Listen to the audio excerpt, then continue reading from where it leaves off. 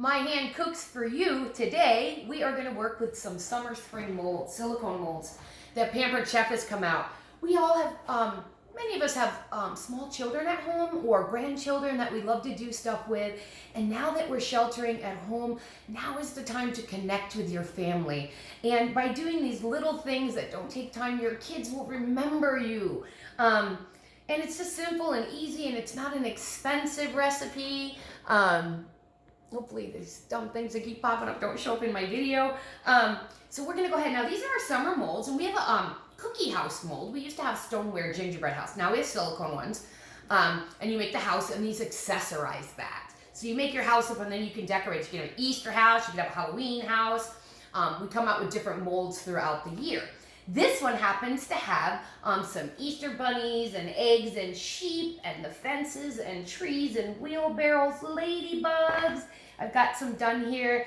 And then this is a boat theme. It's kind of nautical, which is perfect for all of you boaters in Minnesota. So we're going to whip up the best and easiest fudge you've ever made. So I actually already did up a batch. I did up a video with using almond bark in the silicone molds. Now silicone molds, because they're nice and floppy, you know, they don't take a lot of room to store, but they are heat safe up to 500 degrees.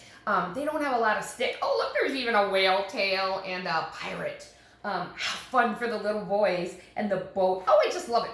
They say this is just for kids. Oh, and there's the sea turtle, like when my daughter, the vet, was in the Cayman Islands. So, okay. So these go in the oven. You don't want to use those sprays because they can leave a residue, but silicone molds, they just kind of pop out. We're going to do fudge in here today. I did the almond bark. You can also do cookies and sugar cookies and anything that you want to mold in here. We used to do tissue molds. So I actually did a few molds with almond bark, and you can see I've got a frog and a sheep. Now, with the almond bark, you know, you kind of get edges. So our wonderful kitchen shears, do you remember the pears back in the old days where they'd come apart and then they just go back together? So no screws, no rusting. These things cut through the bottoms of my flowers over here like whoosh, like nothing. These things will go through poultry bone. They're our kitchen shears.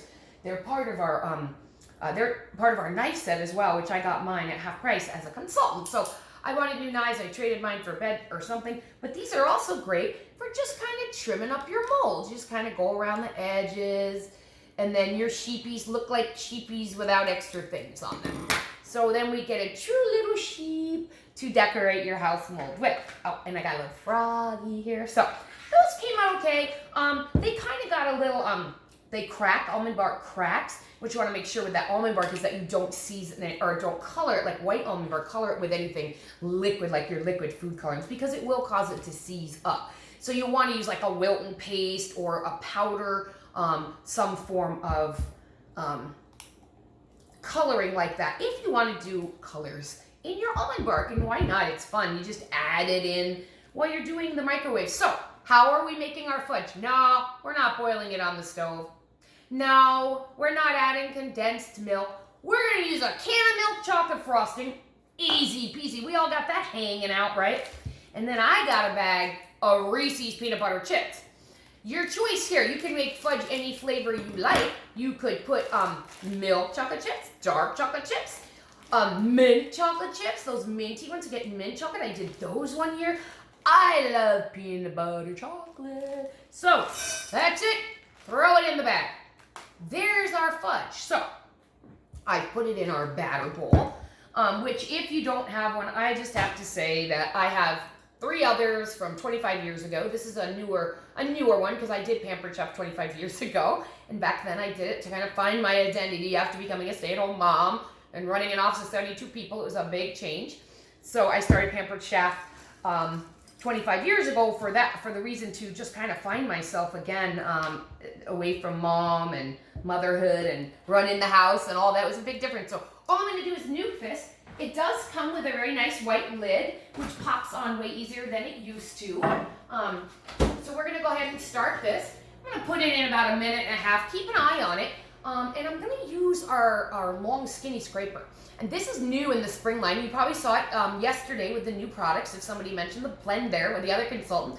But this is great for your blenders. It gets all around those edges and down among the the blade where you don't want to cut yourself, and oh boy, I'm really good at cutting myself. And it gets all that yummy stuff out of your blender, like the nut butter when you make it in the deluxe cooking blender, or that Alfredo sauce. If you have our deluxe cooking blender and you haven't made that deluxe Alfredo sauce, oh, super dangerous. Stores in the fridge, and then it's like creamy the next day.